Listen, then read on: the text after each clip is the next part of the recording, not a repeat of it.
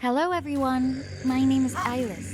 I'm 16. Have you ever been afraid that there is a hidden camera in your room through which someone is watching you? How would you feel if it were true? I've been in a similar situation. Watch the video to the end and you will find out how the hidden camera put me in an awkward position. 6 months ago, I met my boyfriend, Tom. I immediately liked him for his unpredictability and adventurism. He was very good at surprises. Once he arranged dinner on the roof for us, and another time he climbed into my window in the middle of the night to support me in a difficult moment. Well, almost climbed. However, despite the fact that we had been together for so long, I still hadn't decided on intimacy with him. But he didn't rush me. I had a good time with him, but unfortunately, that was in the past. It all started with a seemingly harmless gift. The fact is that I love animals, and my hobby is to watch them and take pictures of their natural course of life. I dream of gathering a whole collection of documentary recordings, but I can't even get a picture of an animal without spooking it. And knowing about my dream, Tom decided to surprise me. One day, he took me to the embankment, gave me hot chocolate, and was very nice to me. I was happy and asked why he decided to please me so much. He said it was for no reason and then added that he had something else for me. He handed me a beautiful box. When I opened it, I saw a small hidden camera. It was a fairly expensive and high-quality model. Have you ever been given the kind of gifts you wanted but didn't even dare ask for? Tom said that with this little thing, I would be able to shoot animals without scaring them and allowing them to behave naturally. I was absolutely delighted. I hugged Tom and thanked him for such a gift. That afternoon, I went to a pet store and bought a chameleon to start my observations with. I installed a camera, connected it to my phone, and sent a link to the broadcast to Tom so that he could check out how his gift worked. I was very encouraged to take the first steps towards my goal. I could sit in front of the phone for hours watching the broadcast from the camera and making notes about the life of my new pet. I was so caught up in it that Tom had a hard time getting me out of the house. He again arranged an unusual date for us. He rented scooters and we went to see an abandoned hospital on the outskirts of the city. Tom said that many people had seen some silhouettes and terrible symbols written in blood on the walls. I didn't really believe it, but I was happy to spend time with him. We soon arrived, and I was still taken aback by the sight of this building. Tom took my hand and led me inside.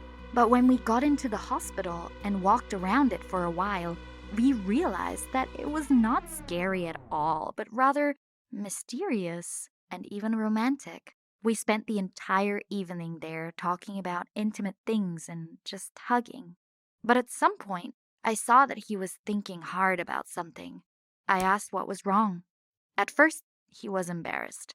But then he admitted that he wanted to ask me something about the return gift.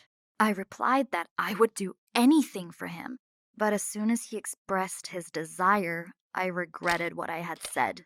He asked me to take some sexually explicit pictures for him. He explained that he missed me when we weren't together, and it would be nice for him to have a few of these photos. I couldn't refuse him, but I doubted very much if I could do that. When I got home, I stood in front of the mirror for a long time, trying to figure out if I was ready to do this.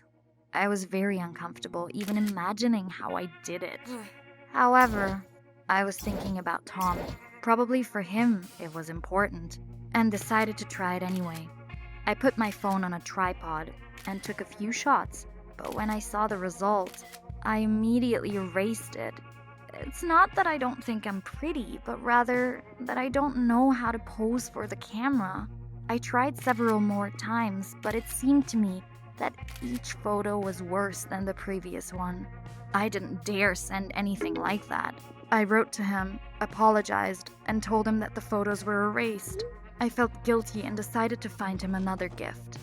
But after spending the entire day searching the internet for something unusual that he would like, I found nothing and went to bed.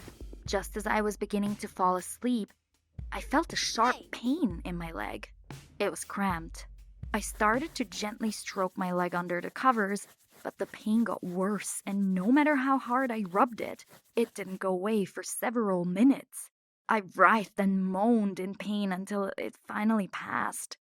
The next day, Tom came to visit with his friend Sean. They seemed strange to me, a little bit excited, but I didn't pay attention to it. To pass the time, I suggested that they play Truth or Dare, a game where you either have to answer any question or do what the other player says. Have you ever played this game? Have you had any unusual situations? I thought we were just going to have fun, so I gave the boys stupid tasks or asked them questions about their lives. But the boys had something else on their minds. When I got an action, Sean asked me to make an erotic moan. I blushed and shook my head. I wasn't going to do that. I asked Sean to make a different wish, and I told him that I didn't feel comfortable doing it. He irritably reproached me that it was time for me to stop pretending to be modest. I didn't understand what he was talking about and asked him to explain. Sean said that he knew I wasn't as decent when I was alone, and that I liked to play with myself when no one was looking. I didn't know what they were talking about, but before I could ask for an explanation, Tom grabbed the phone and said it was high time for them to go. I was left alone, feeling that something was wrong. I tried to put Sean's words out of my mind. I didn't know why he would say that, but it all seemed too strange. Soon, I had a day off and decided to devote time to watching the chameleon. I read a lot about this species and its habits, and then started watching the broadcast. I opened the app on my phone, which was linked to a hidden camera, and then I noticed something. In the corner of the screen, in the list of broadcast viewers, was the number 3. This meant that there were 2 other people watching the camera besides me. That's when it started to dawn on me. It looked like the camera was on all the time and Tom and Sean were watching me through it. They took my spasm for, oh my god. I was so disgusted. Although I did not do anything improper, it was very unpleasant that I was doing my own business all this time, sleeping, changing clothes in front of the guys.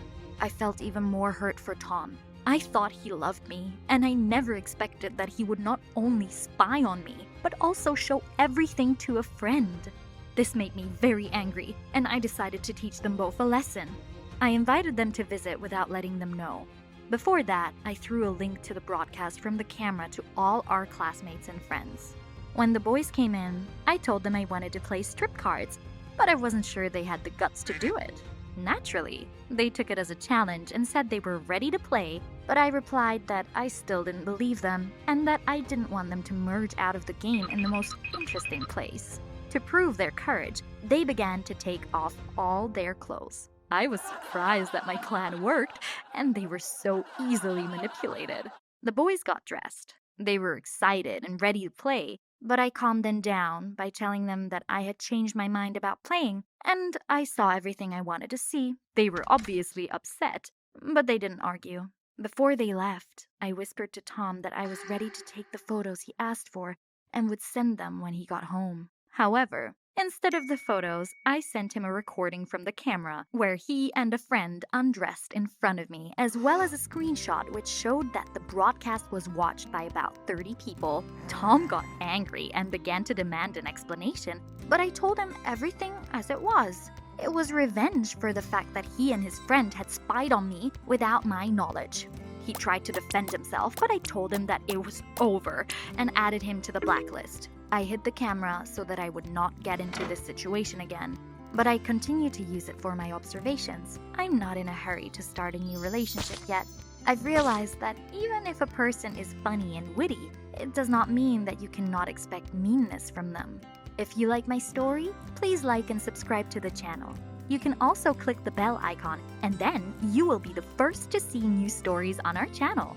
All the best to you. Let there be people around you who will never betray you.